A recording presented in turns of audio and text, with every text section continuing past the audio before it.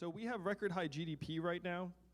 We also have record high stress levels, anxiety, financial insecurity, suicides, depression, drug overdoses, mental health crisis. These things are all true. And the reason they're true is that the economic indicators are actually completely off base and misaligned with how we're doing at this point. And one of the examples I use is that when my friends succeed in inventing cars and trucks that drive themselves, what will that mean for GDP? It's going to be great. What's that going to mean for the 3.5 million Americans who drive a truck for a living? It's going to be terrible. And so we have to align these two things as quickly as possible, and this will make it possible for us to do work that actually improves our own well-being. Because right now, our well-being and capital efficiency are in conflict. And old people who are seeking jobs that, in certain industries are getting caught in the crossfire, because then the company is like, hey, my job is to serve the bottom line, and I'm just going to assume that you're not going to be as helpful in that mission, and so I'm going to discriminate against you. So what we have to do is we have to change the bottom line of the organizations. And we have to change the bottom line of our society. We have to make it so that there's a human bottom line for our economy. We have to make it so that we measure our economy not in this GDP number that's going to lead us off a cliff, but in our health, our life expectancy, our mental health, how our kids are doing, how strong our communities are. If you make those the measurements of the economy, then I'm going to suggest that people who have decades of experience will become invaluable in so many of these settings. We can't set up a race that we're all going to lose. And this is not a matter of age, this is a matter of humanity. Your children, you're worried about them. How many of you all are parents like I am?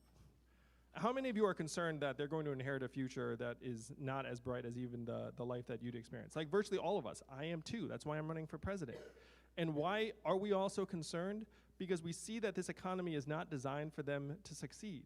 We see that this economy is not designed for them to have families and buy homes and start businesses and settle where they live. Instead, there's this message that if you want to have a good life, you can only live in, a big city or something like this. You have to try and pursue a certain sort of life.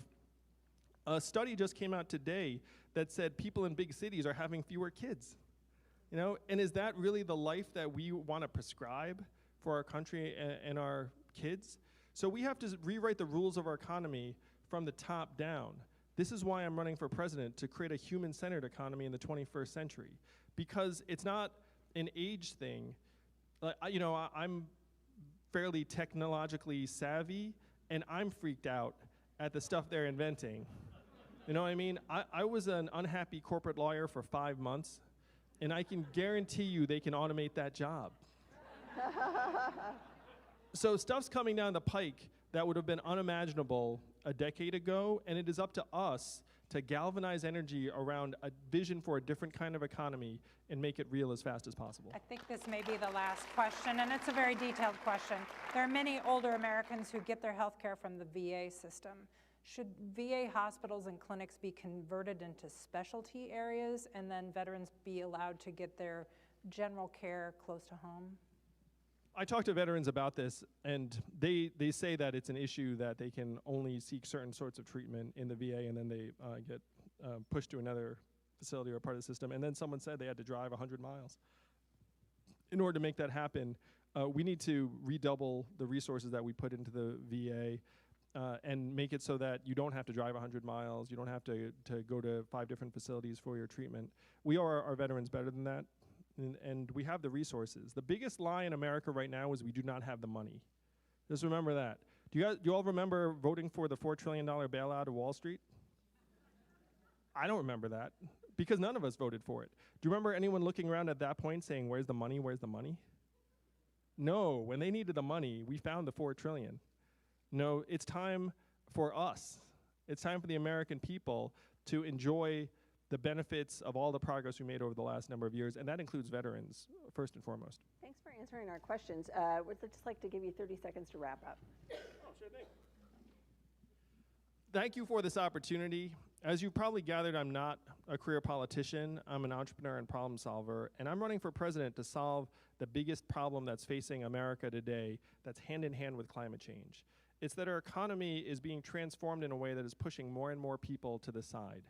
And unfortunately in America, people blame themselves, but it is not our fault.